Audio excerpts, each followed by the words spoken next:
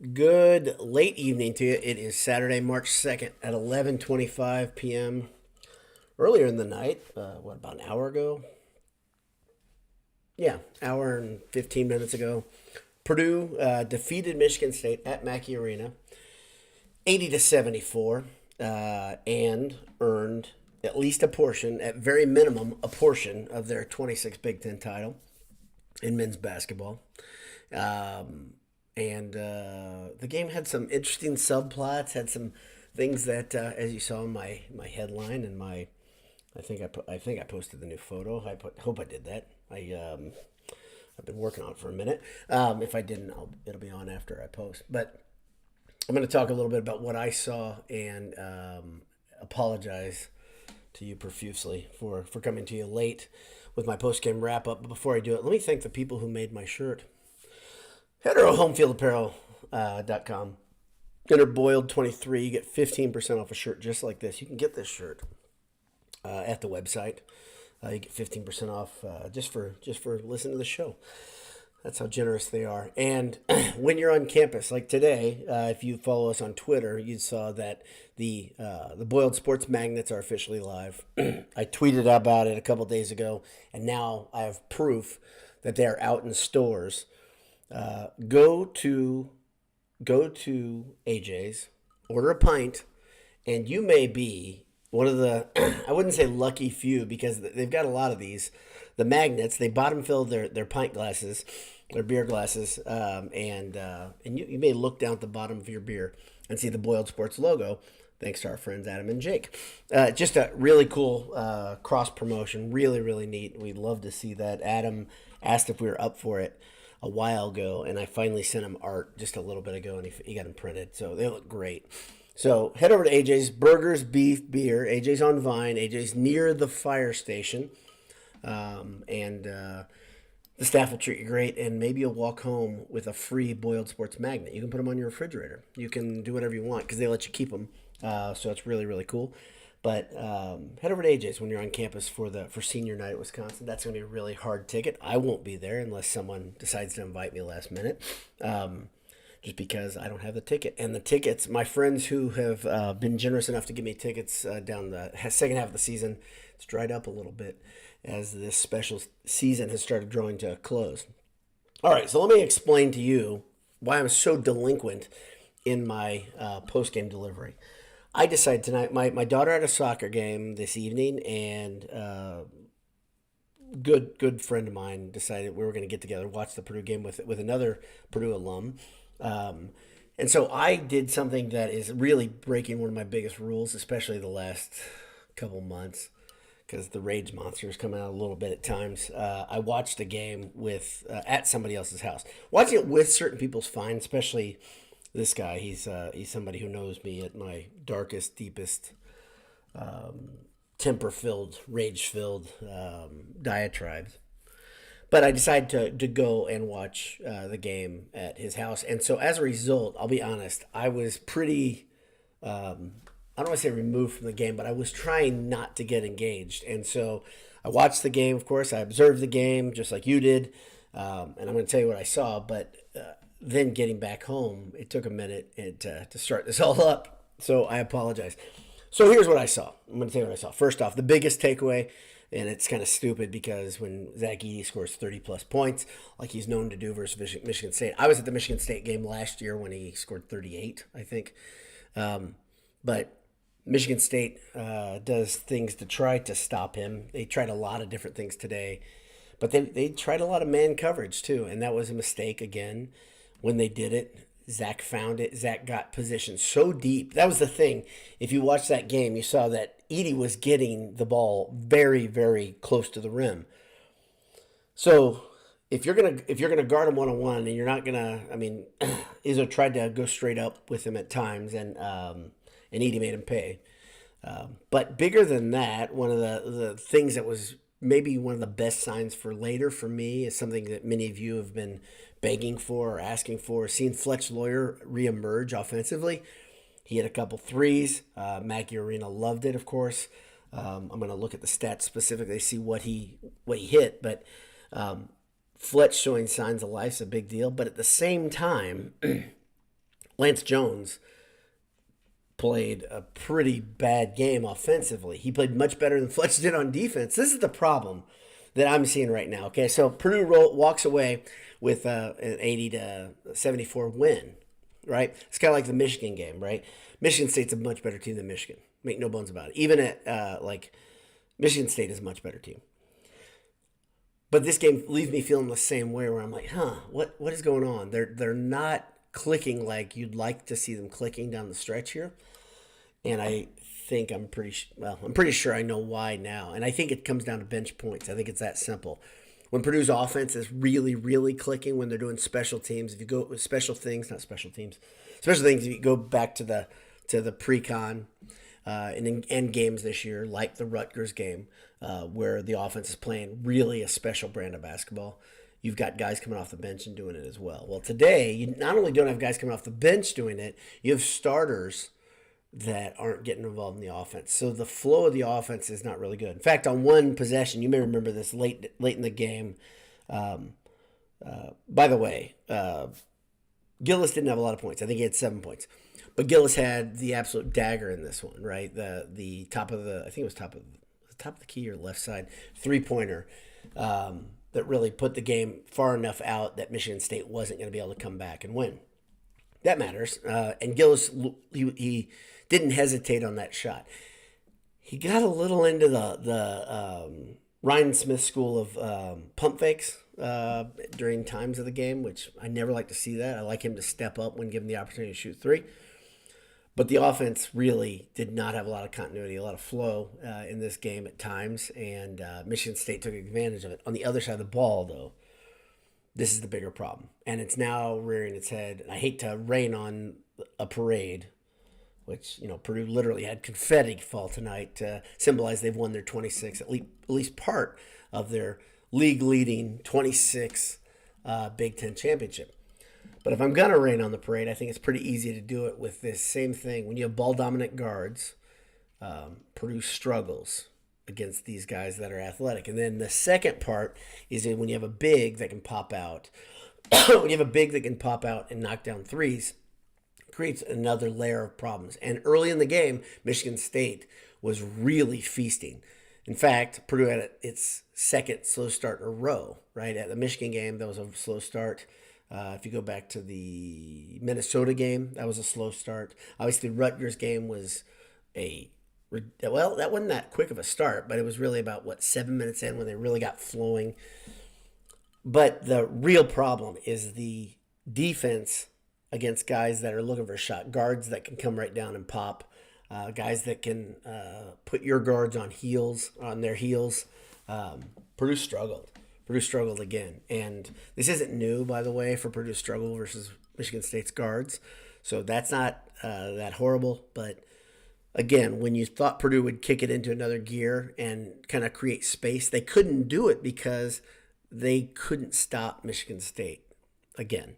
So the problem in the beginning of the game was the same problem at the end of the game, that defense. Let's look at the stats together, why don't we? And so I'm not going to try to be Debbie Downer all night, but I'm not sad that they won the game. Let me be very clear. I'm quite happy they beat Michigan State. And if you want to look at, because I've been looking for this, what are the differences between this year's and last year's team? Remember, last year's team lost 4 of its last 8.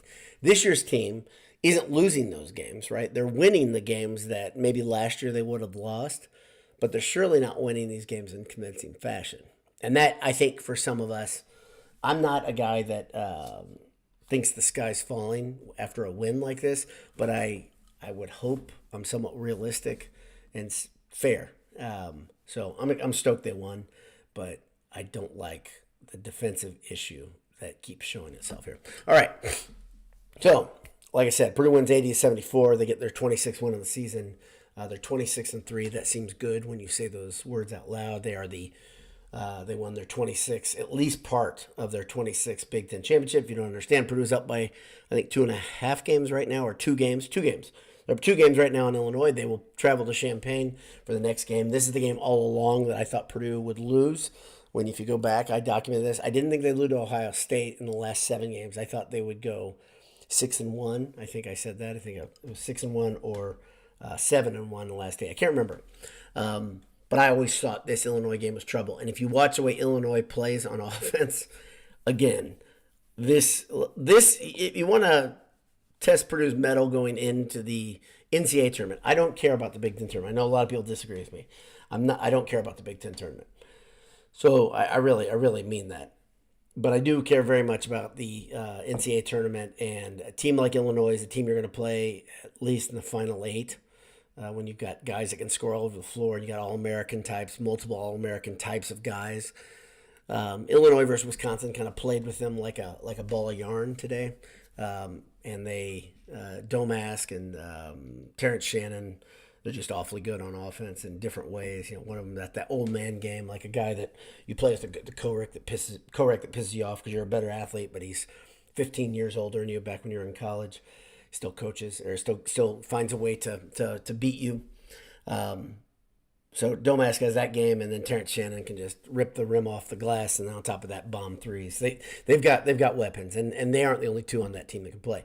So am I worried? I don't think worry comes into my my thought process when I look at a game when a team has 26 wins or 26-3. But it's the game that I thought that they had the biggest chance of losing. And good for them for holding serve at Mackey. Mackey was electric. It was loud. Fun to see that environment, but I really wanted to see a little bit more of a cruise, quite honestly. And when I say Purdue's main reason for not winning against bench play, here's the proof. Gillis has 7 points. Nobody else scores off the bench. That matters. And then when you look at the starters, Kaufman Wren, very, very, very quiet night. Just 3 boards, 2 points, and a block. Let's see, he only shot the ball 3 times. And Lance Jones, like I said, this is it's not, to me, I don't see either of these as like, oh boy, Purdue's done because these 2 guys aren't scoring, or these guys are done for the season because they're not scoring. I don't think it's that. In fact, I'm almost positive you're going to see a pretty amazing version of Lance Jones versus Illinois. I just kind of feel it. But tonight, you didn't see that. And even towards the end of the game, I mean, not only did he went 0 for 4 from 3, but I think he airballed 2 or 3 3-pointers. So that's really unusual. If you look at what he was doing, he was fading back. He was shooting from his heels. Just not the game you want to see from Jones. But there was a big 3. We've talked about this being important for this Purdue team. The big 3 tonight was Lawyer, Smith, and Edey. Let's talk about Lawyer first. 15 points, 4 for 6 from deep. Money. That's what I mean. And he was hitting shots when the thing that I want Lawyer to do more than anything, the contested 3 is one thing that's very difficult for anybody, but I want him hitting open 3s because I think if you can just have him hitting open 3s to start, right? Say, okay, now get into rhythm as Edey gets collapsed on. That's a big deal to teams, right? So it gives one more guy they have to guard. Obviously, if they want to lay off Lance Jones next game, have at it. Lance Jones will make you pay. And now it looks like Lawyer might make you pay again because he looked fresh. He looked like Fletch Lawyer of January. I mean, it's not ancient history, but oddly enough, he didn't get out of his funk in February. February was a bad month for Lawyer, and hopefully this is a sign of really good things to come. Then, Braden Smith. When Edey in the first half went to the bench just to catch a breather, Smith kind of took the game over. And at one point, it was a Smith versus Walker show. In the grand scheme of things, Smith wins because he ends up with 23 points. Walker only ends up with 14. Smith was 8 of 11 from the floor, 4 of 4 from three-point line. Walker was 1 of 2 from deep, and he's a volume shooter, 5 of 15 from the floor. Smith played. I mean, if you've been paying attention, Smith has been he's been put on the finalist award for, was it Naismith? One of the Player of the Year awards. He's been put in the finalist list. Some of you were shocked. I wasn't shocked. I was kind of giddy with it. I thought that's amazing. But he's showing why he's on that list. And for Purdue to have 2 guys that are on that list shows why Purdue has 26 wins. Of course, you can't mention a Purdue game without talking about Zach Edey, 32 points, 11 boards, 4 assists, 2 blocks, and just 1 turnover. And that's the thing. Smith only had 2 turnovers. Purdue only had 9 on the game. Now, here's an interesting stat. If you want to dig into stats, Newbert talks he doesn't like reading them out. I like reading stats because it helps me figure things out. I watch them with my eyes, and then I'm like, okay, I want to see what I'm missing. the game at times felt like Michigan State's effort was higher than Purdue's. And I think anybody who watched that game would say, okay, it felt like Michigan State really wanted this game. Not that Purdue didn't, but Michigan State really wanted it. And if you want to look at a stat that's interesting, but it shows Purdue edging them out, rebounds, total rebounds, Purdue gets 36, Michigan State gets 33. So Purdue does what they do, which is beat teams on the glass, but they barely do it tonight, right? Purdue's three-point shooting was back, mostly because, you had both Lawyer and Smith, 4 of 6 and 4 of 4. That's going to carry you a long way. And then you have Jones goes, what did I say, 0 for 4, and Kaufman shot 3, 0 for 1. But 50%. So Purdue gets above what they're shooting on the season, and they are leading the Big Ten, of course, in three-point percentage. I don't know if they're still out in front in the nation. I didn't check on that before the game. Free throw shooting, I would say 72% is a good mark for this team. They shot below that, went 20 for 30, 66.7%. So next up, as I said, Purdue will play Illinois in Champaign before having senior night versus Wisconsin. This time, the break is more of a normal Big Ten basketball season break. They only have a 3-day break before heading to Champaign. Illinois will be 11th, 10th in America at that point, I would think, just because of the dominant performance. Purdue will probably hold it second in the nation, I think, when the poll comes out. And then they'll finish the season out with Wisconsin on senior night, which will be a great, one way or another, it's going to be a great night. I feel like that could be another game, kind of like Rutgers, where Purdue puts it all together and you see a second half, if nothing else, that is just, maybe it's played with a ton of pace and just kind of leaves Wisconsin in the dust. I don't know. It just feels like it's a game that we'll see a lot of things. Maybe Lance Jones will play big. Who knows? But a lot of you guys are on here. Really appreciate. Like I said, I really appreciate when this show is your meeting place. It's your ritual after the game. And I apologize for not getting it to you a little quicker. But like I said, I was indisposed. I was at another house, not at the Boiled Sports Studios here in Central Indiana. The Noodle starts it off, says Boiler Up, Alex chatting champs. And it means something, right? Being Big Ten champs means something.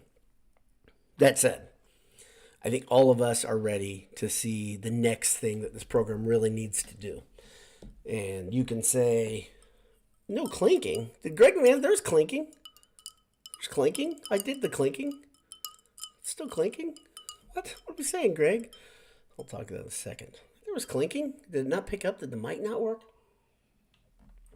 Some of my ice melted because I worked on my graphic before I started on this, so that's my fault. But there's no clinking. There was clinking. I shook the glass around. Should have showed. I'm bothered by that. Okay, yeah. But anyway, Patrick Goshall says, choo choo mothers, right on. Old school Boiled Sports tagline. Greg, please clue me in on why. I mean, your comments can be way at the bottom, so. I clinked. I swear there was clinking. T-Rick, hammer down, Boiler Up, Austin Ray. I said hammer down to a guy today. I was ootin' a boot, as my Canadian friends would say. And he was wearing a Purdue hockey jersey, and I said hammer down, and he had no idea what I was talking about. I was like, what the hell? How do you not know that one? Boiler Up has always been derivative of Wyoming, if you don't know the history. But I could tell you about it, but I always say hammer down first. I just do. So, but he looked at me like he didn't know what I was talking about. Austin Ray says, March results be damned. That stuff does not get old. What a night in Mackey. It's a fun night. I must sound like Debbie Downer here, just because the last two games, they're both wins, right? That's big. And it's obviously big compared to last year. Man, I just want to see this team get back into rhythm. That's it. And it's not ancient history that they were into rhythm. So I don't mean to piss on anybody's parade or whatever. But Boiler Beaver, B2B. What's that mean? You got to help me out. Chris R says Purdue is clinking the ice in a championship trophy tonight. Yeah, I like that. Sounds good. Chris, let's see. Greg says, big one Tuesday. Let's make Illinois cry. So, I think, so this is where it could get really fun. Number one, I'm always happy when I'm wrong, when I predict a bad thing. And I have been pretty consistent about this Illinois game being one that I was bothered by, right? Where I was like, okay, this game looks like a tough one to me. Clinching an outright title in Champaign would be freaking amazing. Just seeing Coleman Hawkins hopefully he would cry at some point in that game. But that would be neat. If he didn't cry, maybe he'd just be running his mouth as Purdue wins. That's also fun because it shows how dumb he is. But I don't think he's a stupid person. But I think on the court and on Twitter, mercy, the guy's got no presence. T-Rex says, if we get Jones and Lawyer to play even at their average, they'd be unbeatable. Exactly. If you can put them both together. Now, we used to say we couldn't get Smith and Lawyer to play well together. Well, now we need to see Jones and Lawyer playing together. Smith has gotten to the point where he's dead solid, right? So, good stuff.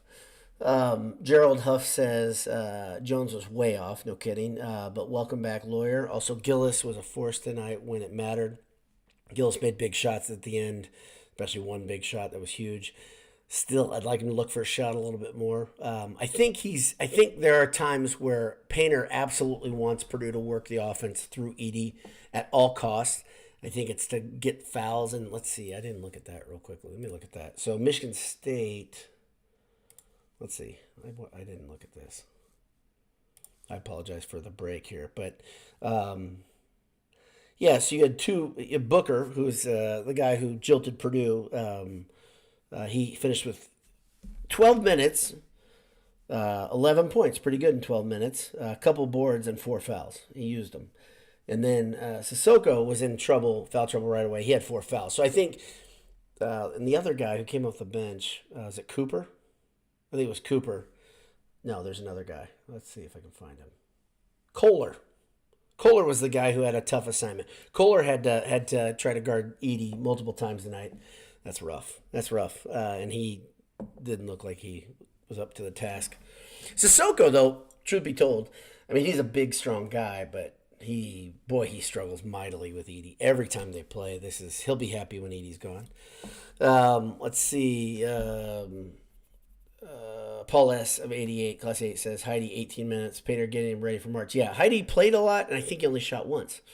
So, yeah, he's getting ready. That's good.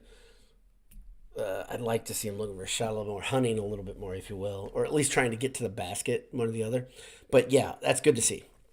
Gosh, I feel like I'm such a downer right now, and I don't mean to be. So I apologize to everybody if you're celebrating. You've had a couple of these already. Good on you.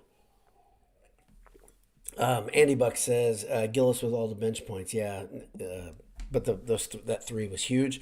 Nathan Anderson says, unsung hero of the season, P.J. Thompson. P.J. Thompson's like a good witch.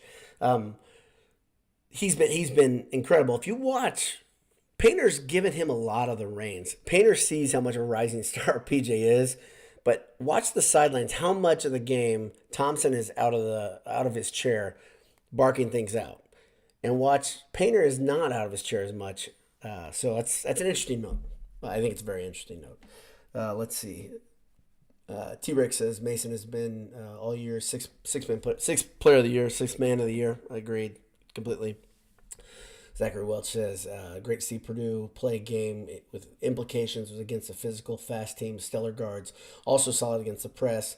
Back-to-back. But as Kobe said, job's not finished. Yeah, it's not finished. I don't think any Purdue fan believes that they arrived tonight. So, and maybe I'm downplaying this too much. Like clinching part of the Big Ten title is a big deal, especially where you're like you said, playing a good team. And it's not a coronation. That other team wants it pretty bad. And Izzo, by the way, there was a period when Izzo got mad at the officials. Purdue was starting to roll, right? They were starting to get into that rhythm. And then Izzo throws his little hissy fit, like he always does. And after that, the game got so much tighter. And all that, I know the officials are in love with the guy. I get it. But mercy, it changed the tenor of the game. He knows how to work. He knows how to do it. Kevin Albuquerque says, restrained doubt is quality doubt. Okay. I appreciate that. I am restrained right now, though. So I wish I were a little bit more wound up. So maybe in the next couple games you'll see that. I'd like to be a little more giddy. So let's see. Andy Buck says, Gillis with all bench. Okay, all right. I'm repeating myself now. Nathan Anderson said, unsung hero of the series, P.J. Thompson. Terry Campbell says, Edey struggled too on defense in terms of perimeter and drop coverage. It's always his issue, right? And early on, specifically, Booker made Purdue pay, made Edey pay. But like I said, Booker's not that guy yet, right? And it was interesting to me. If you've watched Michigan State, Booker hasn't played that many minutes this season, and he started getting more the last 3 games. But it felt like Izzo kind of wanted to make a statement with Booker. Maybe I'm reading into this too much, and he didn't get to make it. Good. Edey made his statement though, and the favorite moment of the game. So if you want to see me being a little bit giddy, right before the end of the first half, when Edey was just pissed off at Booker trying to guard him. Was it Booker or Cole or one of the two? That's the Zach Edey that I love seeing. The dude is just like lit on fire. That's a ton of fun. 1 second, I'm gonna sneeze. Maybe not. Woo! Okay. Terry Campbell says, win with scoring and pushing the pace. Yep. Tark Shark says, I was a Tark Shark for a year.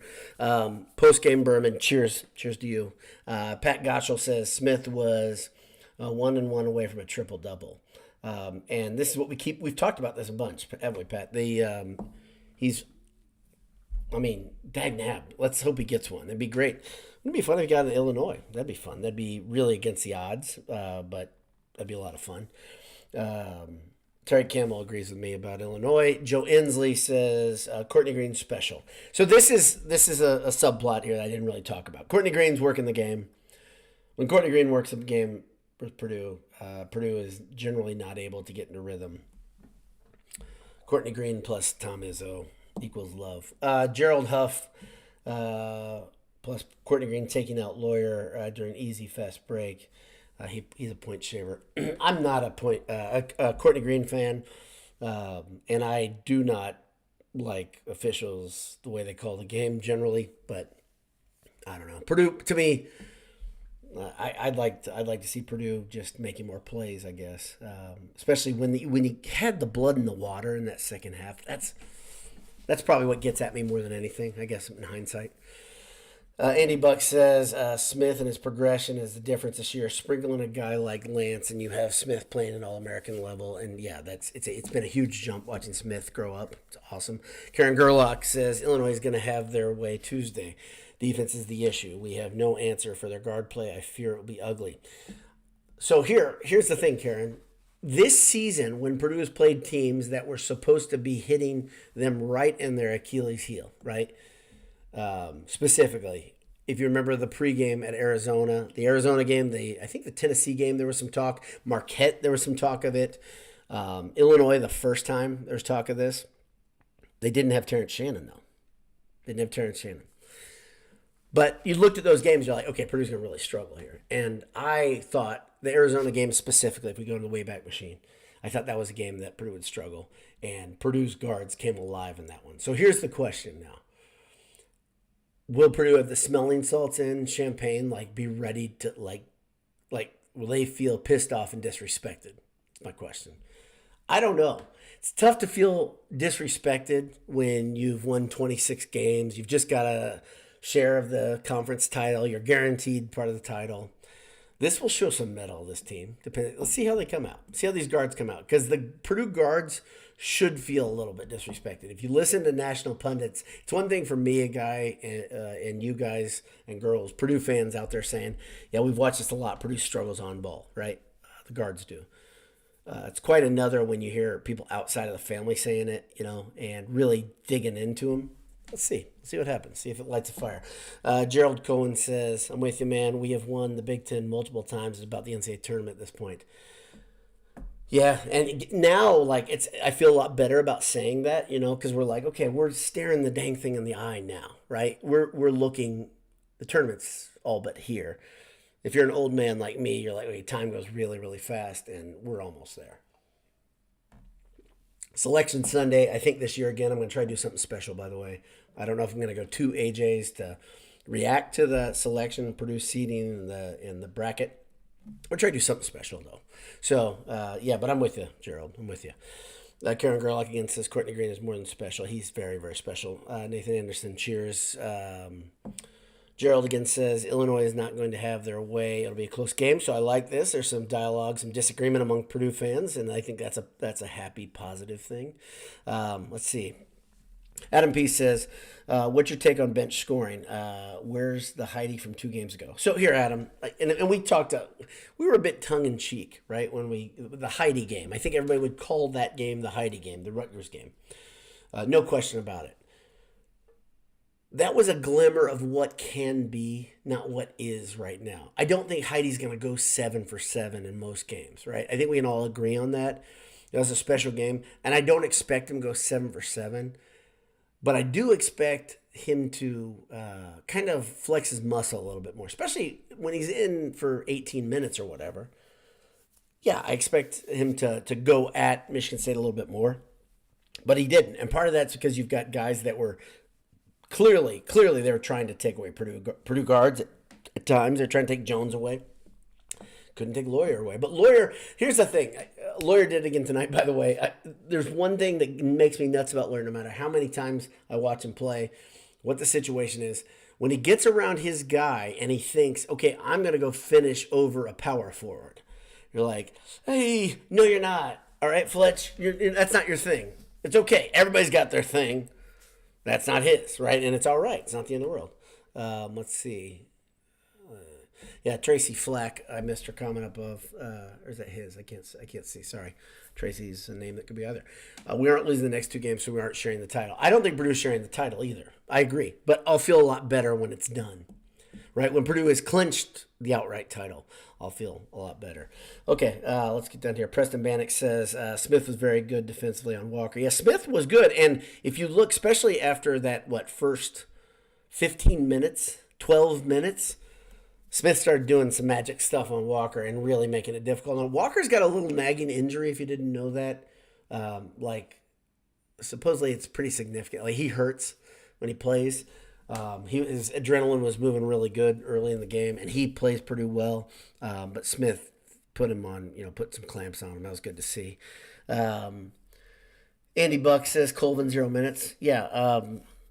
Again, I don't know the reason why it is, and I'm not gonna second guess. I really don't think it does me any good to guess and talk about that.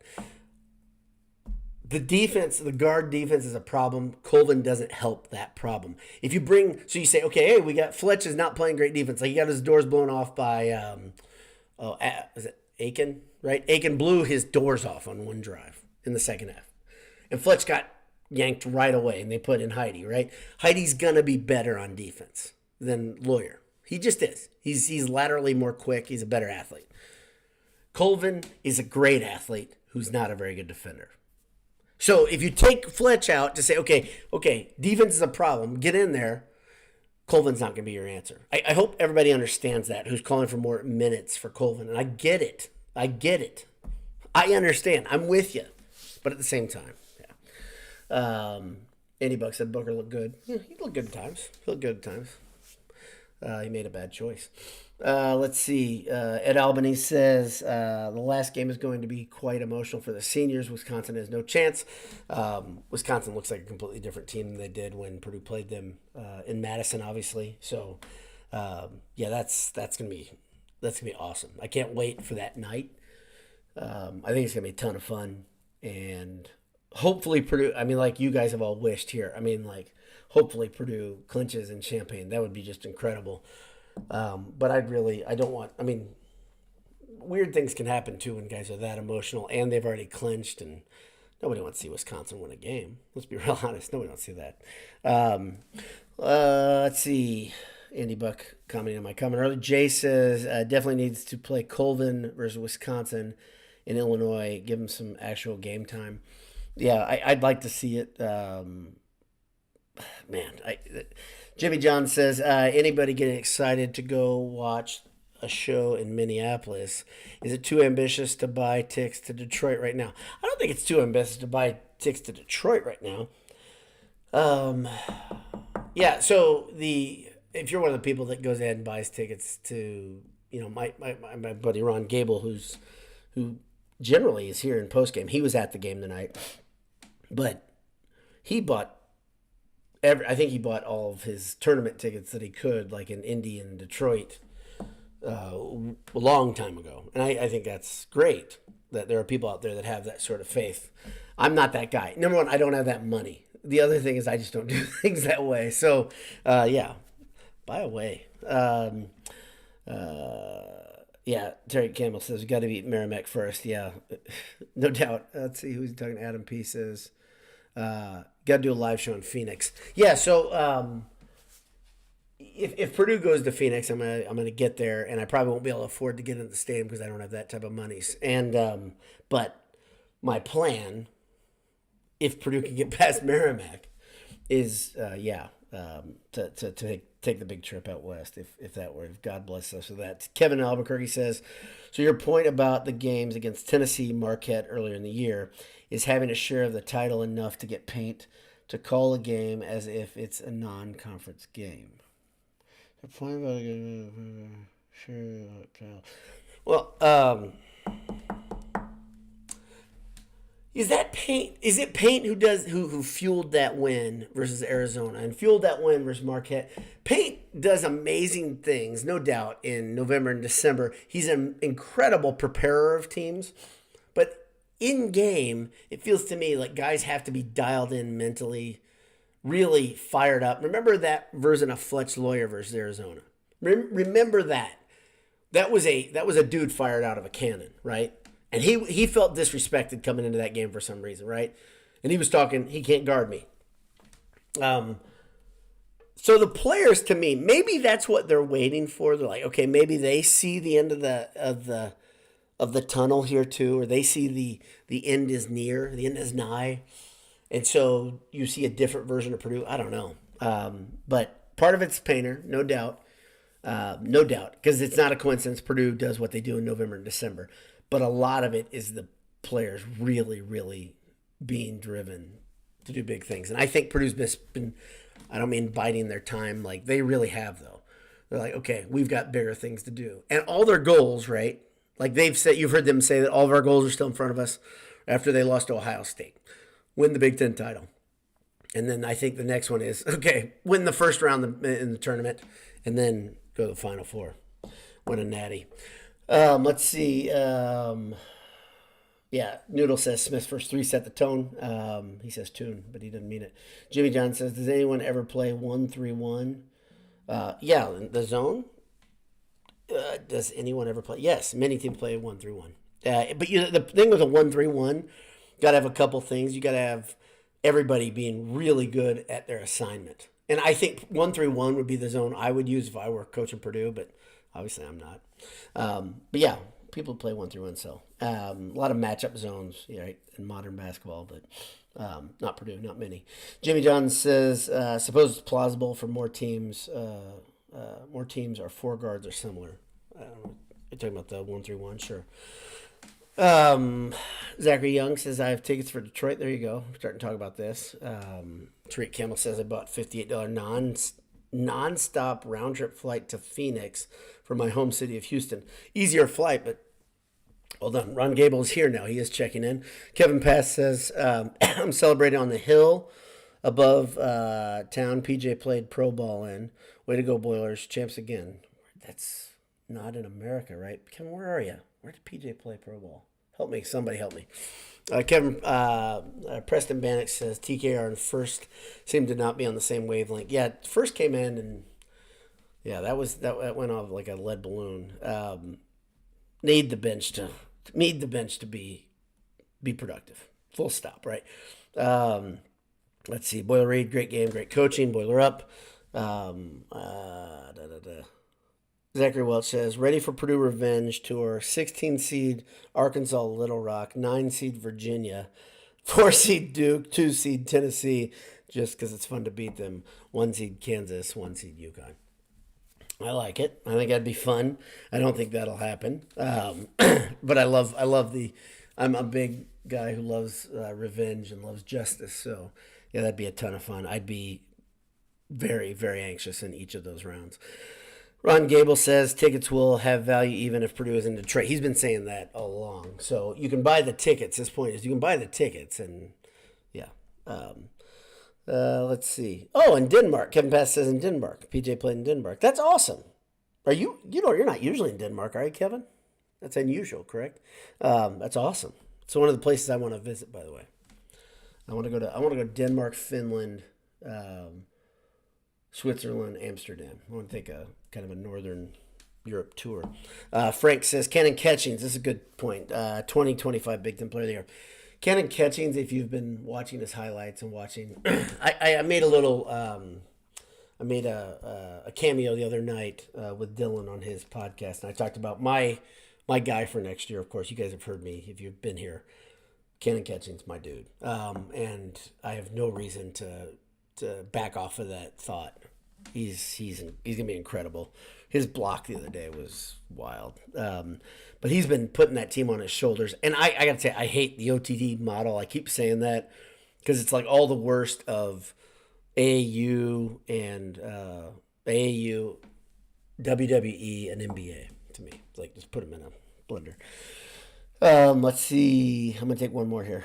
Take two more. Motor City Boiler says, if you can swing it, do not sit in the upper deck. It's very steep and uncomfortable. Felt very far away from the action, but I know lower bowl is offensive. He's talking about... What is he talking about? I missed him here. Is that in Arizona? Or is that... I don't know. I mean, if you're Jay Money, you just get court-sized tickets. You know, that's no big deal. Ed Albany says, next year's team versus this year's team, which is better? This year's team right now versus next year's team right away. I mean, you talk about a good coaching job for Paint to even make that conversation even worth the conversation. I mean, that'd be better than last year's coaching job at the end of the season. But I'll tell you what, Paint, when people don't believe in him and don't believe in his team, he gets them ready. He gets them dialed in. So Detroit, is that the question? Yeah. So I've been. It's at the Little Caesars. It's not at Ford Field. I don't think.